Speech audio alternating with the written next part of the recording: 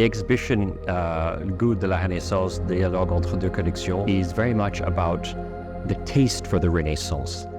And the exhibition explores through works of art from both the Thani Collection and the Victorian Albert Museum the cultural dominance, of course, of leading families of the time, whether it's the Borghese or the Medici, whether it's the Pope sitting in Rome, whether it's the Holy Roman Emperors, the kings of France, England, etc.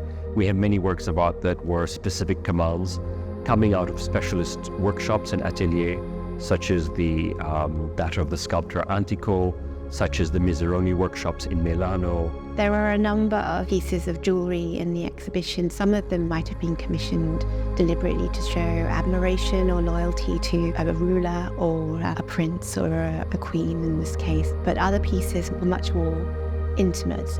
One beautiful work on display is a salamander pendant, which has been created out of a Baroque jewel. The form of the pearl has been inventively interpreted as the body of the salamander, and the goldsmith's work that creates the form out of enamel and gold. Donc dans cette salle, nous avons une sélection de pièces, de bijoux, qui sont exemplaires de cet art de la Renaissance, portés tant par les hommes que par les femmes à la Renaissance. Une pièce exceptionnelle, le zodiaque Arundel, qui est donc une entaille en cornoline représentant en sa partie centrale les dieux de l'Olympe, entourés donc des signes du zodiaque. Another jewel that alludes to some sort of the mysterious sort of allegorical messages within the art of this period is Hilliard miniature of an unknown man. It's one of a few miniatures that survive which shows the figure in a state of undress. He's just dressed in a shirt and it's open to the waist, and he turns towards the viewer whilst holding in his hand a jewel hanging from a chain, and a pendant jewel that would probably have contained perhaps an image of his love interest. One really wonderful piece that we have in the exhibition is, of course, the Codex Forster III, which is one of 3 volumes of notebooks that the V&A owns that were written by Leonardo da Vinci. It's written in his mirror script.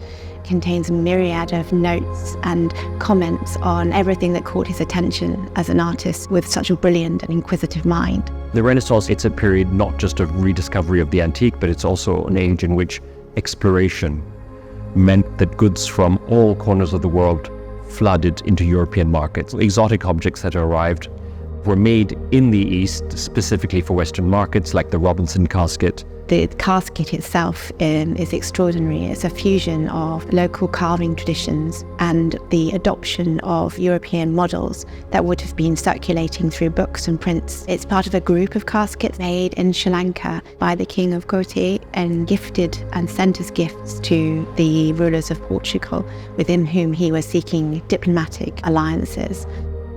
Les princes ne voyagent assez peu en dehors de leurs propres frontières et par conséquent, leur règne qui s'étend sur des territoires de plus en plus éloignés et étendus, finalement, est un règne très abstrait pour eux. Donc la présence de cette abondance de matériaux précieux en décor était un signal politique pour les ambassadeurs ou les étrangers présents à la cour de la prospérité et de la solidité financière du royaume. Les objets qui reviennent de ces terres nouvellement découvertes ou de ces horizons lointains permettent de reconstituer autour d'eux finalement une sorte de monde miniature sur lequel ils peuvent régner de façon assez concrète. Et ces cabinets de curiosité qui renferment des curiosités naturelles comme des coquillages, des curiosités techniques comme la porcelaine, finalement reconstituent autour d'eux un univers précieux en miniature. Cette petite licorne constituée donc d'un coquillage exotique, un turbo et d'une monture en argent doré qui servent à la fois à les protéger des chocs et puis aussi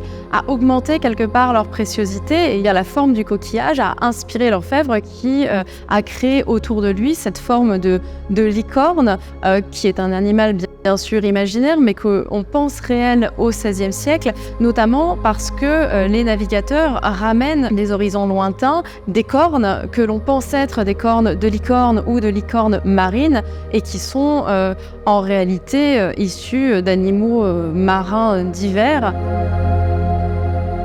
One of the objects in this exhibition is a mechanical globe clock that was created for the Holy Roman Emperor for his collection in Prague. It's a phenomenal work of art. It's heavily engraved on the surface of the globe. The globe itself represents the expanding political interest that was taking place throughout Europe during the 16th century. The exhibition is full of favorite works of art, many of which have never left London, let's say never left the Victorian Albert Museum. We're really excited to be able to show them here over the next few months, and we hope that Parisian audiences will respond well to the dialogue between the two collections.